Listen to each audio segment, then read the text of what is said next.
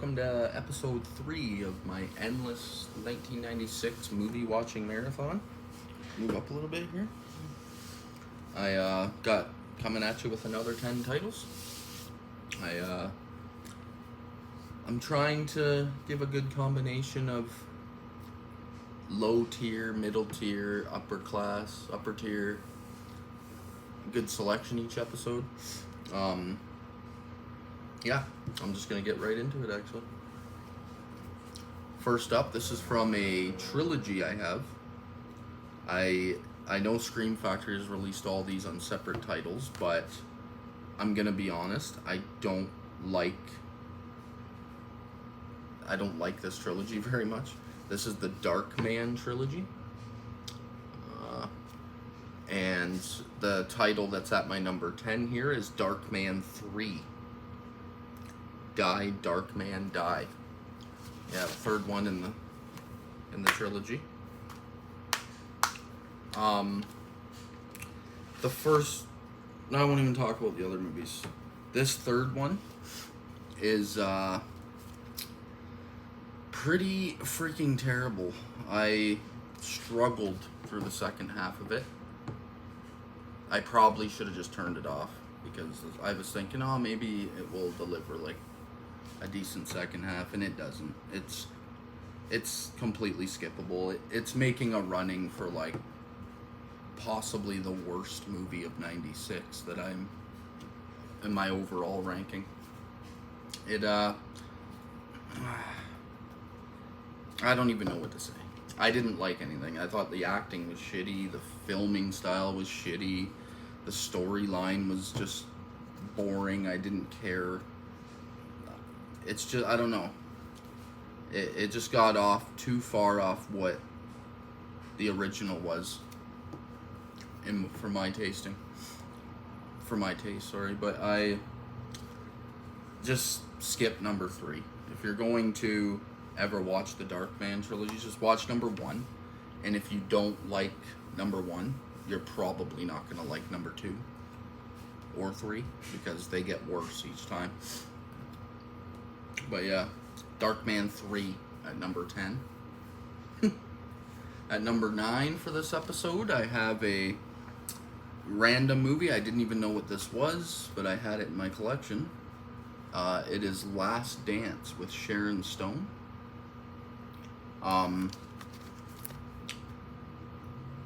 Another one that's pretty just skippable, forgettable.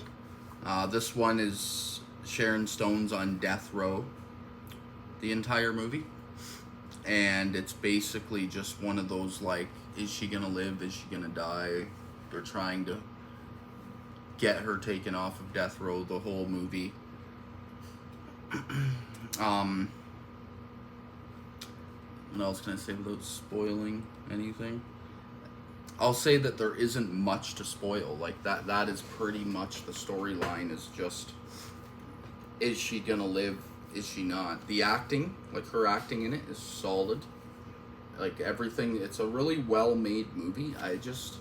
It was a little too boring. I found myself halfway through just being like, okay, come on, something's gonna happen. And then the final act is intense. It is emotional. That's the only reason why it's above Darkman 3, to be honest, is just because of the quality of it. Like it's a higher quality movie, but I'll probably never watch it again. It's a one and done. But yeah, it was so random that I had that in my collection. This is the coolest part about doing this year ranking here for 96, is that I had to go through my entire like 8,000 movie collection and pull out everything from 96. So I've found out I had all kinds of movies I didn't even know I had, and yeah, it's pretty wild. So what I decided to do from going on with my collection is I'm gonna put my entire collection in years. That's what I'm doing right now. I put a little tab on the end of each of the first one of the year that says the year, and then I'm just going to put my entire collection in years. I thought that's a pretty cool way to have your collection set up. Ton of work, because I've been going through every single movie in my collection and making sure the year is correct according to multiple internets, because even some internet sites get years wrong. The back of cases get years wrong. Sometimes it's just the year the Blu-ray came out, not the actual year of the movie. So basically I have to type every single movie in one at a time. But yeah, Last Dance at number 9. Next up here, I don't know if this will be controversial because I don't know if people actually like this movie, but I didn't really like it. It's The Crow, City of Angels, at number 8 for this episode. Now, this is a big step above the... Well, not a big step. This is a step above the first two. I would actually give this movie a second watch. I didn't mind it. Like, what's this? Vincent Perez as the Crow. He does a pretty solid job. His acting's a little rough in a few parts, but like, it's not as good as the first one, obviously. But there is some stuff to like about it. Like, there's a few moments. I don't need to give you a story rundown because it's pretty much the same story as the first movie, just with all different people. Some slight changes. But I didn't mind it. Like, I thought it was okay for what it was. It could have been better.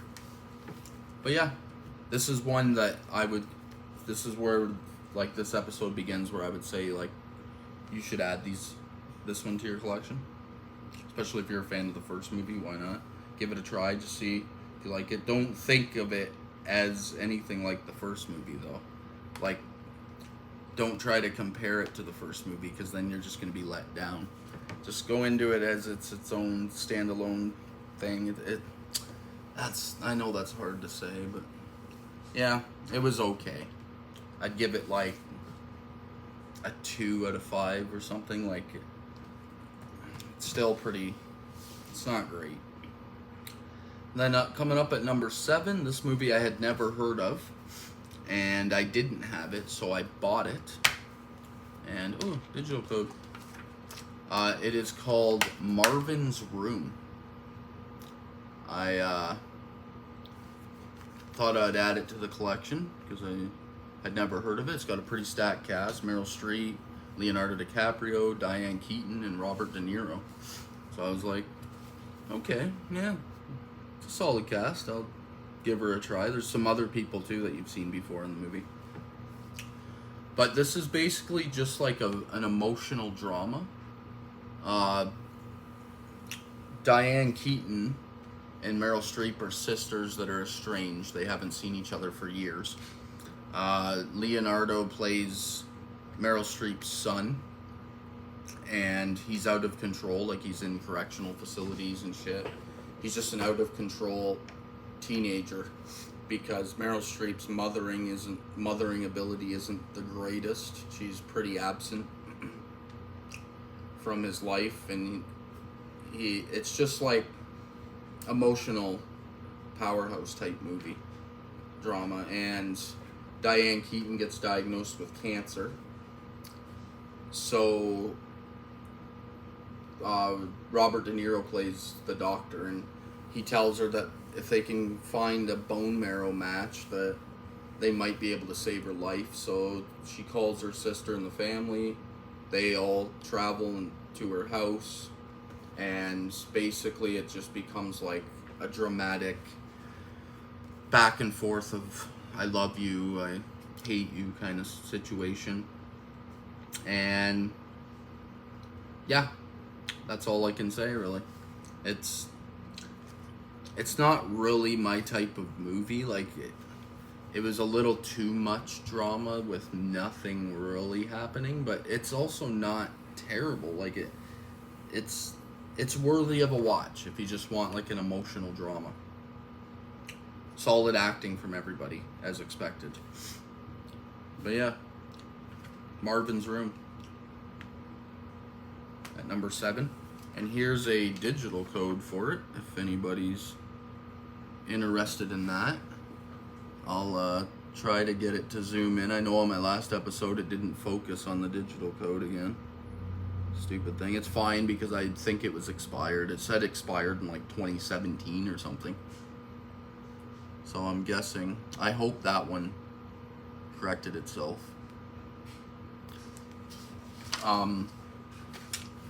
Yeah, Marvin's Room at number 7.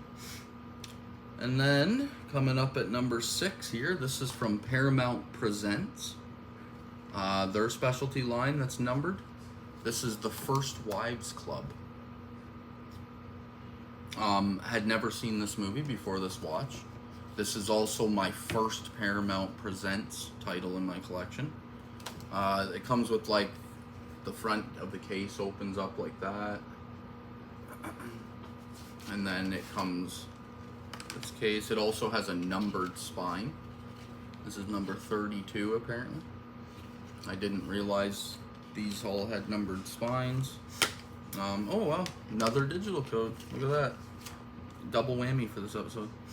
It just comes with like just extra artwork on the inside and stuff. These 3 women, it's Diane Keaton again actually. This is it's a hard one because I fell out of it like halfway through and I was kind of getting sick of it. But the first, like, it does have lots of good comedy in it, and I found myself laughing, giggling, nothing like gut busting or nothing, but it's just another solid, like, divorced women. Like, all of them have had ex-husbands, and they're all kind of just trying to get back into the dating scene, and they all nail their roles. I enjoyed it. I just didn't love it as much as I thought I was going to. My wife told me it was a good movie, so I bought it. There's the digital code on that one, if anybody's interested in that. The First Wives Club. Yeah, these Paramount Presents, like, will I start collecting these now? I frickin' those numbered spines, man. But I'll look into it. Maybe when I start up my next year, I will find some more that I have to buy that end up being that. But yeah, that's number 6. Yep, number 6. The First Wives Club at number 6. At number 5 here, this one actually kind of caught me off guard a bit. I wasn't expecting anything, especially from this cover. This one's called The Phantom. I was not expecting anything from this. Billy Zane, Tret Williams, Christy Swanson, Catherine Zeta-Jones, James Remar. Like, it's got a lot of people in it that I didn't even know. I just threw this in because I thought, oh, this is going to be a throwaway garbage movie. It'd be bottom of the list for the year, basically. And it actually was pretty solid. It reminded me a lot of, like, a mixture of, like, The Crow and, like, Indiana Jones. It's like a more adventurous, bright Crow. Just a action movie. It had some pretty solid action sequences. Has a decent storyline. Billy Zane plays the Phantom. He's like a protector of ancient relic, and people are trying to take it. And it's an action movie. Yeah, I would actually recommend grabbing this. It's pretty solid. It's not great. It's number 5 in this episode. Overall for the year, it's probably like in the bottom half of what I've watched. But it's not terrible. I had some fun with it. Definitely give it a try if you haven't seen it. Next up here at number 4. This is from my I don't know how to say it. I think it's Gamera or Gamera. This is the first of these movies I had ever seen. This is from an Arrow box set here. It's actually a pretty nice box set too. I have the second one as well. So you put them together and it creates the second half of the picture. But this is Gamera 2, number 2. This is the 1996 one. And I actually quite enjoyed this. I actually thought it was pretty damn good. Kind of caught me off guard. I didn't know what to expect from this. I've never really heard anything about it. I've never heard anybody talk about it much or anything like that. It has reversible art here too. That's cool. So this is the reversible there. It's pretty nice. I have the original, I think. But yeah, this is a cool kaiju movie. I can't wait to deep dive. Actually, I'm gonna start at the old ones because this is all the like 90s movies. I'm pretty sure everyone in this box set is from the 90s. And then they have like a classic collection as well, the Showa era, which I have. So I'm kind of looking forward to that as well. Just doing a deep dive on it and watching them all. But yeah, this one only comes with 4 movies. The other one comes with like 8 or something. But yeah, Gamera too. Basically, he's like Godzilla. He's a protector of the Earth. And whenever a threat arises on Earth, he rises up to take down the threat. So very Godzilla-esque.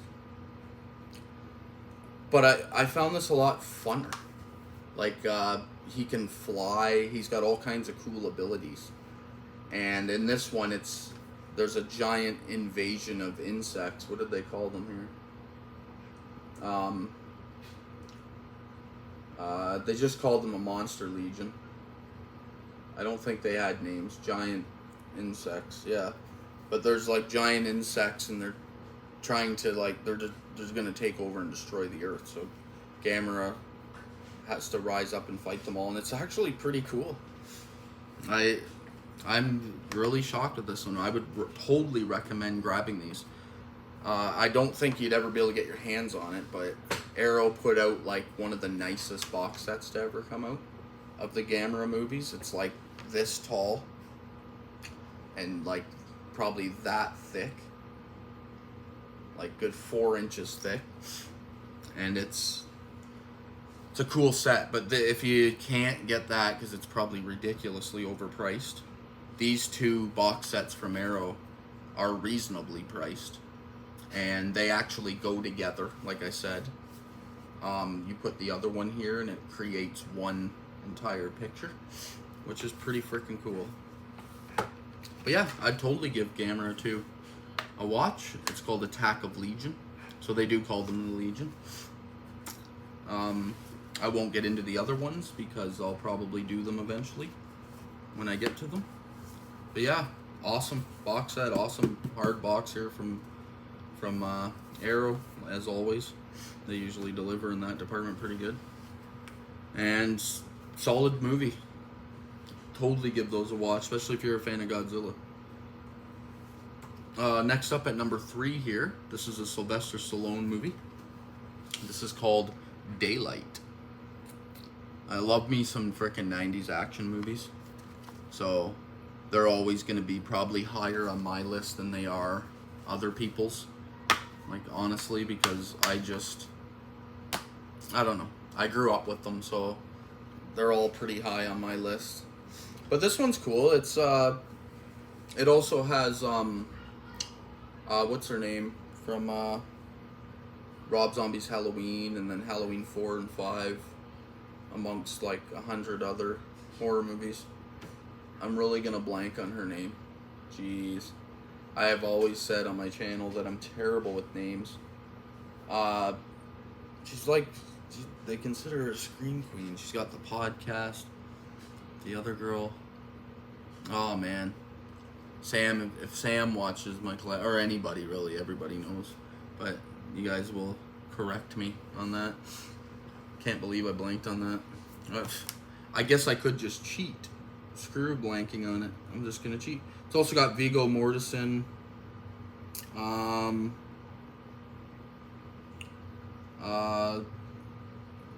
Okay, apparently I ain't gonna cheat because her name isn't even on the back. That is weird because she's in quite a bit of the movie. But yeah, anyways, a tunnel collapses on a bunch of people, and Sylvester Stallone is tasked with trying to save these people's lives that are all buried underground. And he's had a tragedy in his past where he didn't save people, and it's a typical like action thriller. You're wondering, it's just thriller. Who's gonna live, who isn't, stuff like that. But I enjoyed it. I actually thought it was pretty good. That's my number 3. And then at number 2 for this episode, I have Trainspotting. This was also a first-time watch for me for this movie. I've always heard excellent things about it. No digital on that.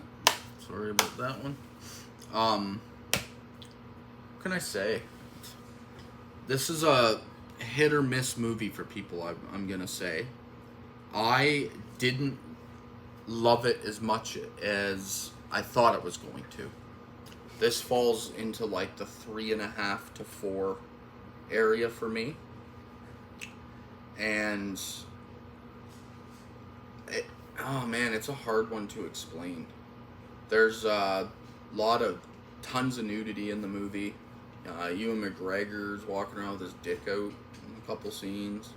Just, yeah, weird stuff. It's about it's about drug addiction, heroin addiction. If you didn't know that. And just how, like, it starts out as a comedy. Like, the first half of the movie, found myself laughing. I was like, it's very comedic, and then it gets very tragic.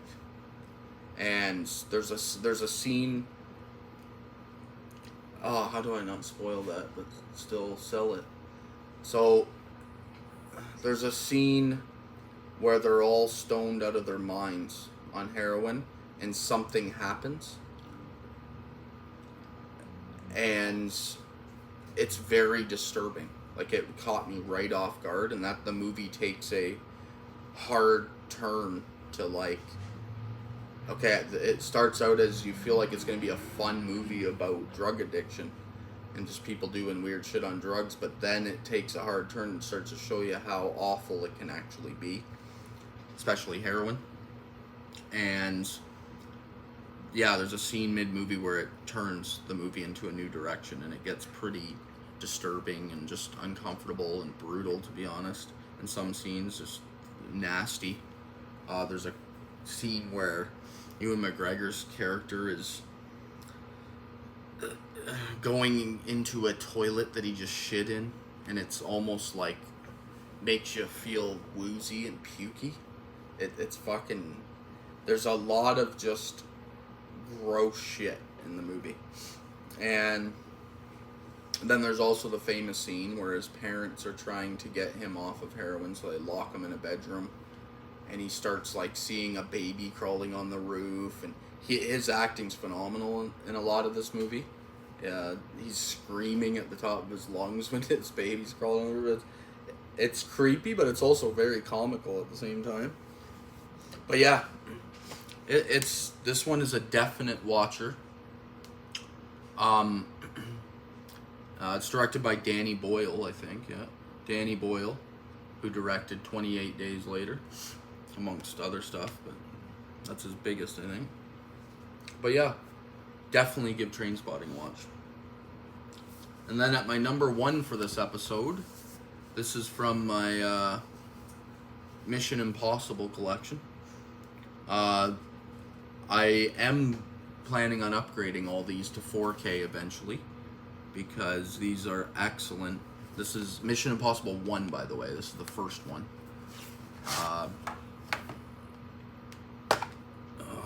Thought maybe there would be digital in here because it says it on the case, but I must have lost it when I first opened it. Yeah, this is Mission Impossible 1, the first one.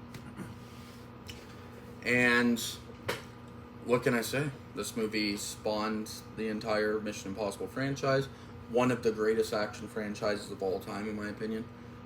Tom Cruise is phenomenal in these movies, along with the entire lineup of cast members throughout all of them.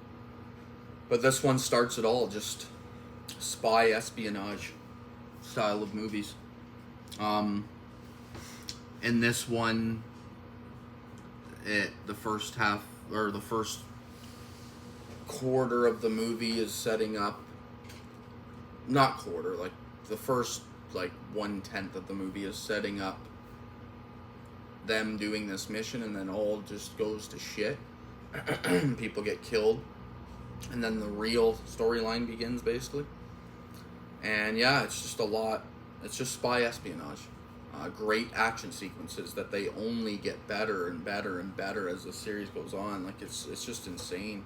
Everybody knows Tom Cruise is crazy, and he does all his own stunt work, and he's always trying to up what he did in the last movie, basically. But yeah, if you haven't seen Mission Impossible 1, obviously start there, and that whole series is worthy of a watch, big time. I think it's excellent. But yeah, this is a pretty solid, well, I shouldn't say solid, the bottom five here are not the greatest, but they're still watchable. But yeah, that's all for this episode. Another 10 1996 movies that I would say everything's worthy of adding to your collection. I would say Last Dance with Sharon Stone, you could skip that one. Darkman 3 is utter shit, but I mean, if you get this trilogy pack, it's really fucking cheap for the trilogy, or you can buy each movie individually from Scream Factory and pay a fortune. But I mean, I don't understand that concept. If you can get this trilogy, I think I paid $14.99 for all three of them on Blu-ray, and they look solid and sound great and everything. Or you can pay like $20 to $30 a piece from Scream Factory. Unless you're a super fan of them, I'd just recommend grabbing this trilogy. You got all three of the movies for a nice low, reasonable price. But yeah, anyways, thanks for joining me. That's 30 down for 1996. I'll be bringing you my next 10 on my next episode. Thank you for joining me, and I will talk to you in a couple days.